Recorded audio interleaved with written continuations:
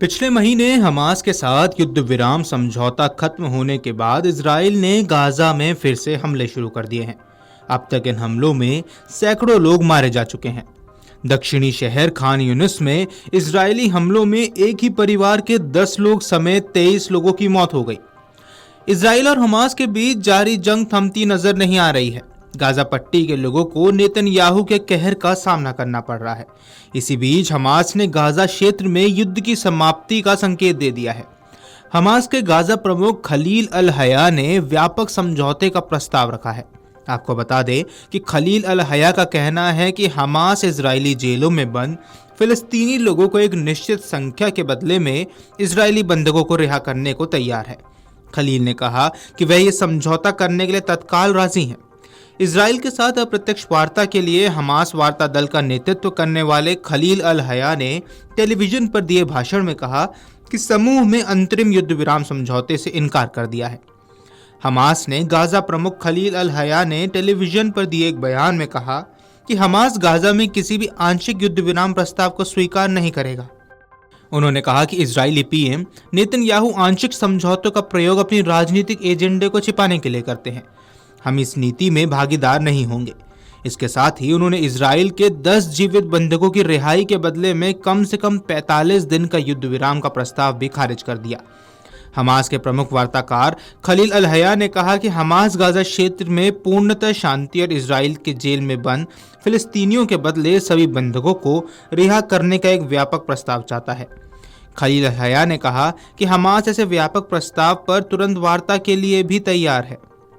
खलील अल हया ने हाल ही में जानकारी दी थी कि उन्हें एक नया इजरायली प्रस्ताव मिला था। इस प्रस्ताव में गाजा में बंधक बनाए गए 10 जीवित बंधकों की रिहाई के बदले में कम से कम 45 दिनों का युद्ध विराम शामिल है। साथ ही इसमें इजरायली जेलों से 1231 फिलिस्तीनी कैदियों की रिहाई और क्षेत्र में मानवीय सहायता के लिए रास्ता देने का भी प्रावधान है। हमास के अधिकारी ने कहा कि प्रस्ताव में इस शर्त पर युद्ध को स्थायी रूप से समाप्त करने की बात कही गई है कि हमास सहित गाजा में फिलिस्तीनी गुट निरस्तीकरण करे। वहीं आपको बता दें कि हमास ने निरस्तीकरण की मांग को हमेशा खारिज किया है। गाजा पट्टी में इजराइल के हवाई हमले लगातार जारी हैं। गाजा पट्टी में गुरुवार रात को हुए हमलों में एक परिवार के 10 लोग समेत 23 की मौत हो गई।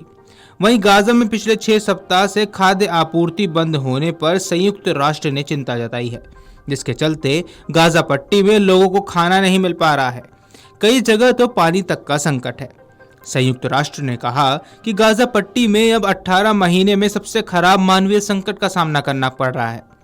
नॉर्वेजियन रिफ्यूजी काउंसिल की प्रवक्ता शाइना लो ने कहा कि गाजा में ज्यादातर लोग अब दिन में सिर्फ एक बार ही भोजन कर पा रहे हैं, जो कि जरूरत से बहुत कम है।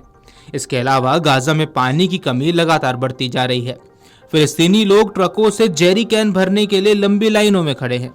स्थानीय जल उपयोगिता के एक अधिकारी उमर शतत ने कहा कि लोगों को प्रतिदिन 6 या 7 लीटर पानी ही मिल रहा है, जो बुनियादी जरूरतों को पूरा करने के लिए आवश्यक मात्रा में काफी कम है। वहीं इजरायली रक्षा मंत्री कॉटेज ने साफ कहा है कि उनके देश की नीति साफ है कि वे हमास पर दबाव बनाने के लिए ये हमले कर रहे हैं, और जब तक हमास बाकी बचे बंधकों को रिहा नहीं करता है तब तक हमास पर हमले जारी रहेंगे। मानवीय सहायता को रोकना हमास के खिलाफ इस्तेमाल की जाने वाली दबाव रणनीति में से एक है। हमास ने वर्तमान में 59 बंधकों को पकड़ रखा है, जिसमें से 24 के जीवित होने का अनुमान है। उसका कहना है कि उन्हें केवल अधिक फिलिस्तीनी कैदियों की रिहाई, गाजा से पूरी तरह इजराइल की वापसी और एक स्थायी युद्ध विराम के बदले में वापस किया जाएगा। गौरतलब है कि गाजा में अब युद्ध विराम थम सकता है, मगर अगर इजराइल इस प्रस्ताव पर मंजूरी दे दे। Video desk अमरउजाला.com। अगर आप ये वीडियो YouTube पर देख रहे हैं तो हमारे चैनल को सब्सक्राइब कर बेल आइकन दबाएं, और Facebook पर देख रहे हैं तो हमारे पेज को लाइक करें। 8 मिलियन प्लस सब्सक्राइबर, आपके इस भरोसे के लिए बहुत धन्यवाद।